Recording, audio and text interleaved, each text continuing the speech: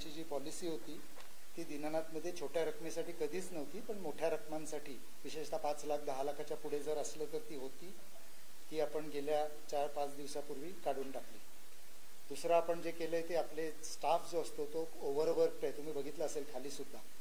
तर ते ओव्हरवर्कड असल्यामुळे बोलण्या वागण्यामध्ये एक जी संवेदनशीलता पाहिजे किंवा एक काय म्हणूया माधुर्य पाहिजे किंवा मदत करण्याची वृत्ती पाहिजे, ती स्टाफमध्ये कधी कधी फार काम जसले की कमी होते. ती सुधारण्यासाठीचे सूचना आणि ट्रेनिंग सुरू केलेलं आहे. आणि तिसरी गोष्ट म्हणजे आजचा शेवटचा राजीनामा आहे. आता आपल्याला शासनाच्या अधीन नसलेला काही प्रश्न विचारायचा असेल तर त्याची मी माझ्या परीने उत्तर देईन.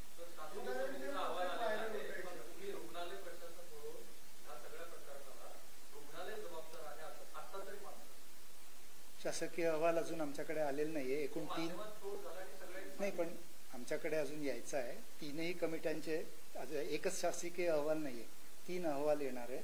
ते सर्व अहवाल आल्यावर त्याचा अभ्यास करून या विषयावर मत देणं योग्य होईल. प्रत्येक अहवालावर व्यक्त करणं म्हणजे खूप घाई झाल्यासारखं होईल.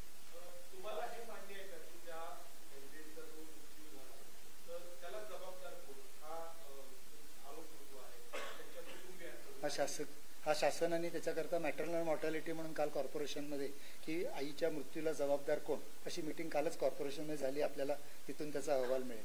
म्हणजे मी म्हणण्यापेक्षा डायरेक्ट शासनानेच म्हणणं जास्त चांगलं आहे. याच्या मृत्यूशी याचा कोणाचा काही संबंध नाही. डिपॉझिट सांगतो, डिपॉझिट फक्त हाय व्हॉल्यूमच्या पेशंट जे होते त्यांच्यामध्येच होते आणि तेही पेशंट गरीब असले तर घेत नव्हते. जे पेशंट भरू शकतात त्यांच्याकडनं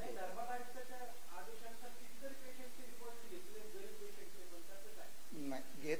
आता तेच सांगतोय मी तुम्हाला, काम खूप वाढतं आणि जास्त कॉम्प्लेक्स केसेस येतात. त्याला सुरुवात झाली आणि ते आम्ही बंद केले. मी आता तो वादाचा मुद्दा करत नाहीये, आम्ही बंद केलाय असा मुद्दा मी मांडतो. हॉस्पिटलचा जो पालिकेचा टॅक्स आहे तो कोर्टाच्या अधीन आहे. हॉस्पिटलचा कॉर्पोरेशनचा एकही रुपया आम्ही थकवलेला नाही. आम्ही जे पैसे भरतो ते कोर्टामध्ये भरतो. आत्ता जे आम्ही टॅक्सचे पैसे भरतो ते कोर्टामध्ये भरतो. त्याच्यात आमचा एकही रुपयाचा टॅक्स थकलेला नाही आणि थकूच शकत नाही, नाही तर बंद करतील. मी सांगतोय ना कोर्टामध्ये, मी आपल्याला सांगतोय ना कोर्टामध्ये टॅक्स भरतो. याचा अर्थ तुम्ही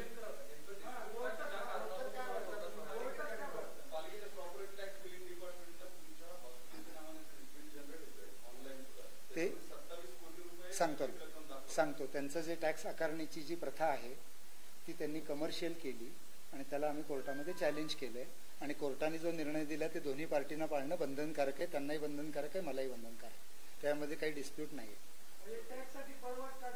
नाही, पैसा भरावाच लागणार. जर कोर्टाने त्यांच्या बाजूने निकाल दिला तर एकही पैसा सोडता येणार नाही. मला कळलं नाही, म्हणजे कोर्टामध्ये जाण्याचा जगात प्रत्येकालाच डेमोक्रेसीचा कोर्ट हा स्तंभ आहे ना. कुठला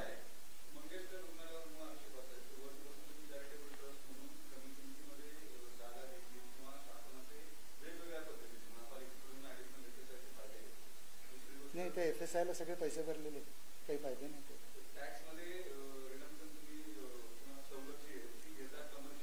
टॅक्समध्ये आम्ही सवलत घेतलेली नाही आहे. कोर्टामध्ये सवलत नाही आम्हाला काही.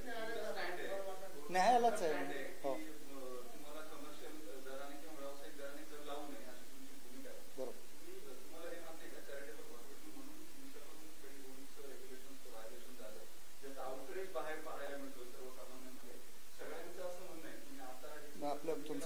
तुमचं म्हणणं मला समजलं. फक्त मी असं म्हणतो की चॅरिटेबल आम्ही काम करतो का नाही ठरवण्याची ज्या यंत्रणेवर जबाबदारी आहे चॅरिटी त्याच्यात दर महिन्याला आम्ही आमचे सर्व चॅरिटीचे हिशोब त्यांना सबमिट करतो.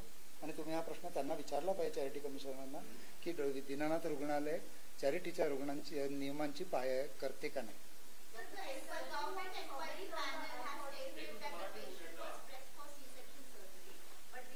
Patient was never prep for C. आपण आता काय, मला काय वाटतं, ऐका ना I have understood your question. Patient was never prepped for any surgery and this is under the investigative committee. All our reports, findings, camera footing, where she was in the room, everything is handed over to the government. So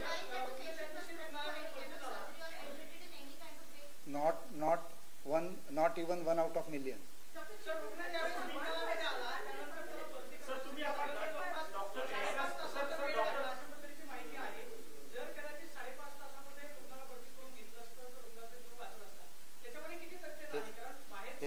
ह्याच्यात तथ्य नाहीये, म्हणूनच maternal mortality कमिटीची meeting काल कॉर्पोरेशनला झाली.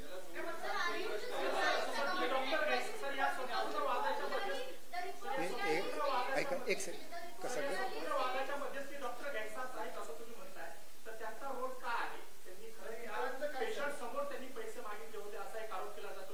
ते सगळं video, बरं मला आपला प्रश्न कळला, ते सगळे व्हिडिओ शासनाकडे सबमिट केले. मी तिथे नव्हतो.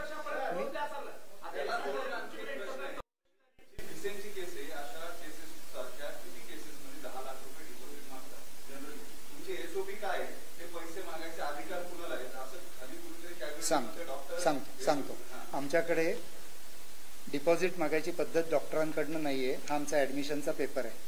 त्या पेपरवर खर्चाचे अंदाजपत्रक असे लिहिलेले, हा छापील पेपर आहे. प्रत्येक रुग्णाला हा दिला जातो. हा विसेंना नाही, every single patient get this paper. Doctor याच्यावर लिहितात पेशंटचं नाव, त्याला कोण डॉक्टर ऑपरेट करणार आहेत, शस्त्रक्रिया करणार आहेत का नाही करणार आहेत, खर्च किती होईल. डिपॉझिट लिहायची पद्धतच नाही आहे. परंतु काही कारणाने त्या दिवशी राहू केतू काय डोक्यात आला, डॉक्टरांनी एक चौकोन करून त्याच्यामध्ये 10 लाख डिपॉझिट लिहिलं आहे. ही गोष्ट खरी आहे. असं कोणीही लिहित नाही. त्यांच्यापैकी कोणालाही तुम्ही विचारू शकता. मी इथे रोज साधारणपणे 10 शस्त्रक्रिया करतो. आजवर किती केल्या असतील, अगणित असतील. एकाही पेशंटला असं काही लिहून दिलेलं नाही माझ्या आयुष्यात. या लोकांनी काय दिलं असेल त्यांना तुम्ही विचारू शकता.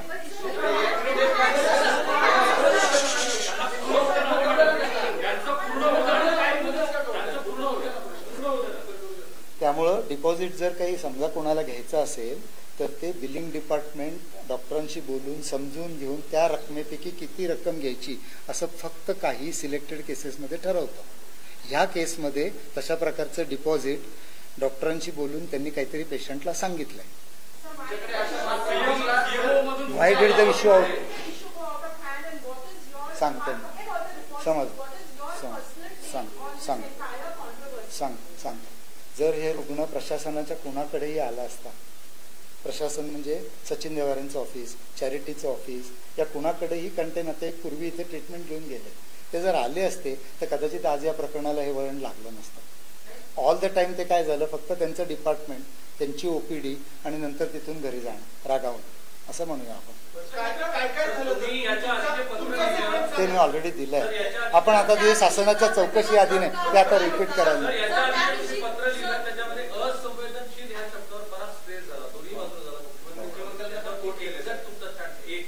माझं म्हणणं की सांगतो,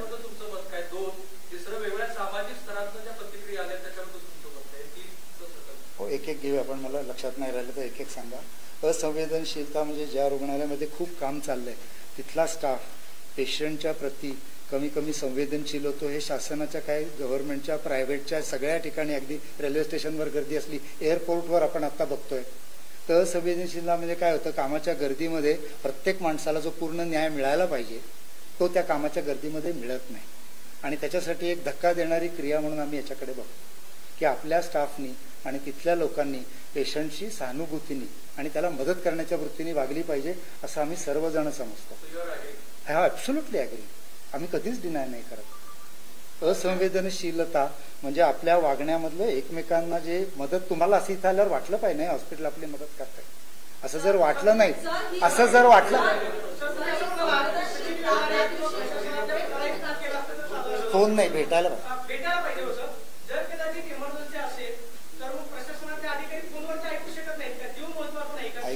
ऐका ना, ते आता तुम्हीच ऐका एक सेकंड, तुम्ही एकाच वेळी सगळं करण्यापेक्षा ते इथे 5 तास होते, ते हॉस्पिटलमध्ये पूर्वी 5-6 वेळा येऊन गेले होते, त्यामुळे त्यांच्या ऑफिसला जाणं त्यांना 5 तासामध्ये नक्की सोपं होतं. त्यामुळे आपण त्याच गोष्टी परत काढायला नको आता, नाहीतर मग संपणारच नाही.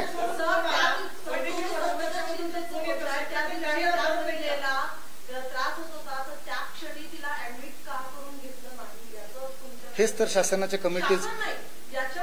पण माझं उत्तरापेक्षा ऐका ना, आता ह्याच्यात एक तिसऱ्या माणसाने उत्तर द्यायचं. जेव्हा डॉक्टर घैसास आणि शासनाची कमिटी 5 तास एकमेकांशी बसून हेच बोलले, त्याच्यावर एक तिसऱ्या माणसाने चौथं ओपिनियन द्यायचं, हे बरोबर नाही. असंवेदनशीलतेवरती मी बोलू शकतो. मेडिकल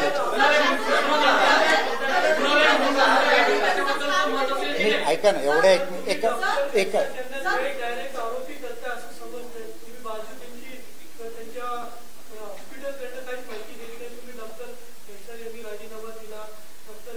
हे जबाबदार नाहीये. ते शासन आणि त्यांच्यामध्ये जे सगळा डायलॉग झालाय.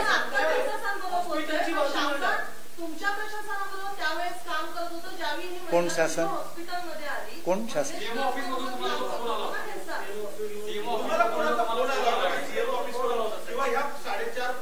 पेशंटच्या नातेवाईकाचा. हो, त्यांनी मला सांगितलं की सर ते माझ्याकडे डिपॉझिट मागतायत, माझ्याकडे एवढी रक्कम नाही. म्हटलं तुमच्याकडे किती रक्कम आहे? तर त्यांनी सांगितलं की मी 2-2.5 लाख रुपये भरू शकतो. म्हटलं तुम्ही तेवढे भरा, बाकी सर्व सूचना मी देतो, तुम्ही जाऊन आता ती रक्कम भरा. ते लोक मी सांगितलेल्या गोष्टीला कधी नाही म्हणणार नाही. बस. नाही, ऐका ना, आता ह्याच्या पलीकडे मला पुढे काही कळलं नाही. मी ऑपरेशन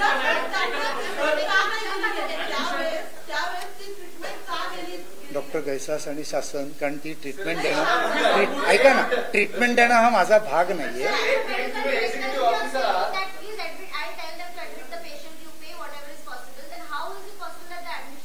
मी ऍडमिशनला नाही सांगितलं, नातेवाईकाला सांगितलं.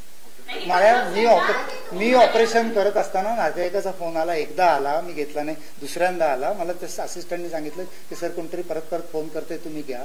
मी घेतला आणि त्यांना सांगितलं की तुम्ही तुम्हाला जे शक्य आहे ते भरा, बाकी ट्रीटमेंट इथे होईल, तुम्ही काळजी करू नका. एवढाच आमचा फोन. माझ्या सूचना प्रशासनाला मी दिल्या नव्हत्या. 5:30 नाही, मला त्यांचा फोन 2-2:15 आलेला. ते सकाळी 10, ऐका, सकाळी 10 ते सगळं चाललंय ना, तर त्याच्यात आपण जायला नको. तुम्ही मला माझं विचारू शकता. ऐका ना, तुम्ही मला माझं विचारता ना. मला फोन 2-2:15 आला.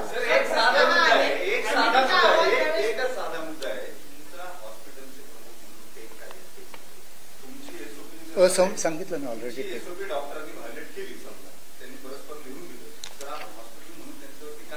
आता हे सगळं तेच आज तेच तर एक्झॅक्टली तेच सांगायला मी तुम्हाला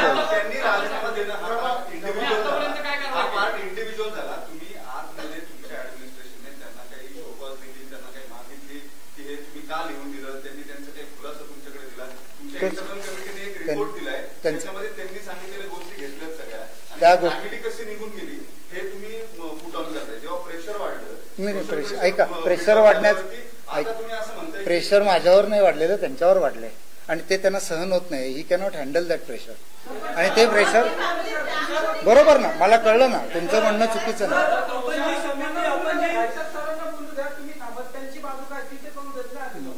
तुम्ही मला माझे प्रश्न विचारू शकता, मला कुणाचे तरी दुसऱ्याचे प्रश्न विचारू.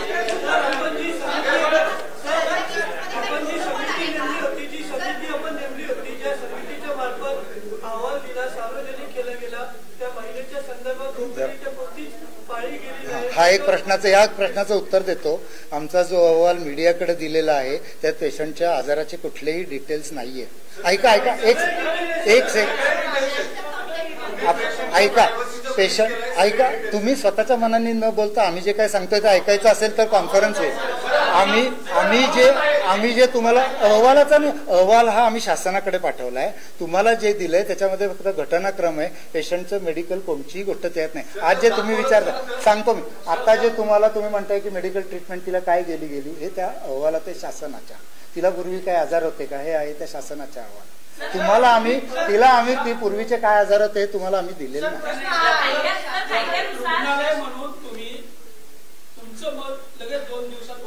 नाही. मत नाही केलं, सांगतो. आमचं रुग्णालय सांगतो नाही, स्वतःला क्लीन चिट नाही दिली. जरा एक सेकंद ऐका. आम्हाला शासनाने एक पत्र पाठवलं की डेली मिरर मध्ये आलेल्या बातमीला तुम्ही उत्तर द्या. ते उत्तर जे दिलं तेच उत्तर आम्ही त्यांना पाठवलं जे मेडिकल होतं आणि तुम्हाला दिलं ते त्यातला मेडिकल पार्ट काढून, बाकी काही नाही केलं. आम्ही सगळ्यात महत्त्वाचं तुम्ही म्हणताय की समितीचा अहवाल येईल. अहवाल ज्यावेळेस यायचा त्यावेळेस येईल, मात्र लोकांच्या मनामध्ये प्रश्न आहे.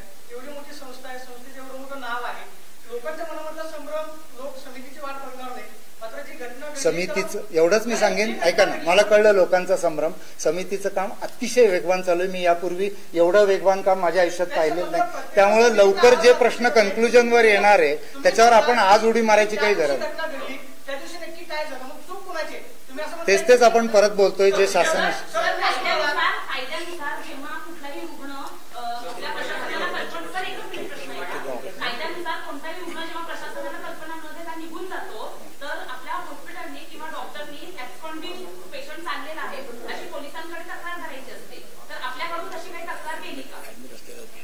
फक्त ऍडमिट असला तर एखादा सांगतो एखादा पेशंट ओपीडीत आला. एक सेकंड.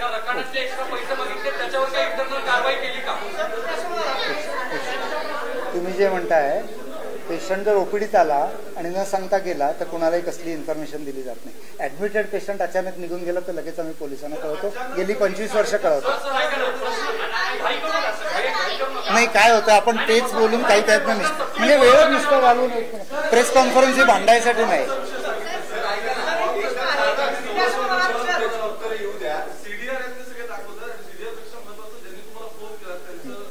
हो किती वाजता आहे? हा ठीक आहे म्हणजे असेल म्हणजे ऐका ना माझं काय म्हणणं आहे का 1:29 काय किंवा 2 काय मी ऑपरेशन मध्ये त्यांचा कॉल आला मी घेतला बोलणं झालं. ह्याच्या पलीकडे काय म्हणजे सकाळी 10ला वगैरे आलेला कॉल नाहीये एवढंच मी सांगतो. सकाळी 10ला वगैरे आलेला कॉल नाही उशिरा आलेला कॉल. बाकी काय माझं म्हणणं नाही. मी त्याच्याबद्दल वाद घालू पण इच्छित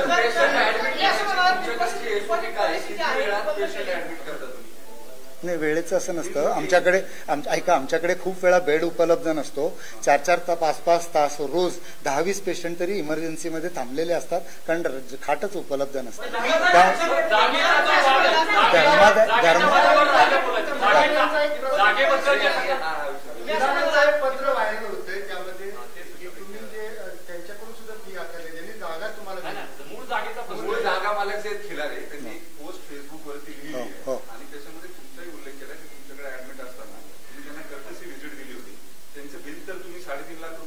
नाही 3.5 लाख नाही बिल सगळं चुकीच्या गोष्टी सगळं चुकीचं.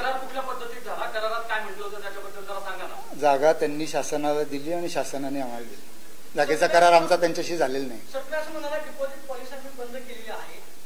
आणि हे तुम्ही जे म्हणताय ते चुकीचं आहे. चुकीचं एवढं मी सांगतो माझ्या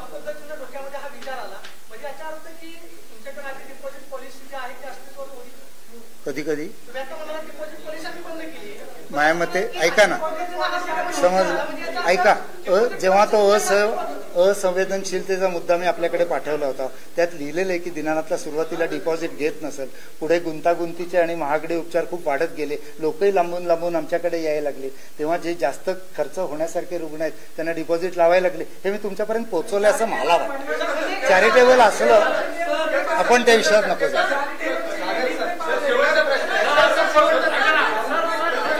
नाही शेवटचा नाहीच आहे कारण आता 150 लोक शेवटचे 150 प्रश्न